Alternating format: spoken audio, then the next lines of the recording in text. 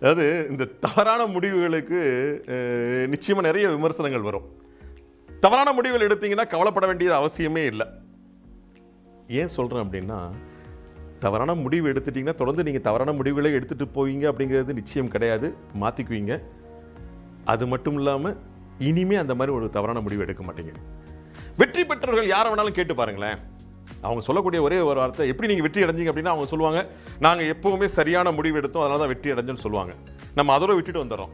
இன்னும் கொஞ்சம் டெப்த்தாக போய் கேளுங்களேன். சார், இந்த சரியான முடிவை எப்படி நீங்கள் எடுத்தீங்க அப்படின்னு கேட்டு பாருங்களேன். அதுக்கும் அவங்க ரெடியாக பதில் வச்சுருப்பாங்க.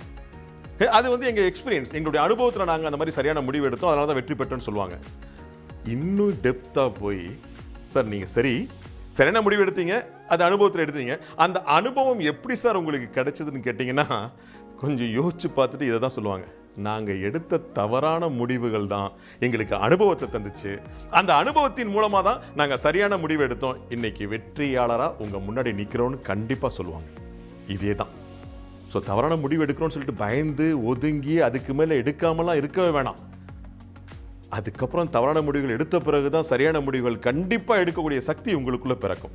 அதனால எதை செய்தாலுமே தயங்காம தைரியமா செய்யுங்க. அது சரியா இருந்தாலும் சரி, தவறா இருந்தாலும் சரி. நாளைக்கு சந்திப்போமா?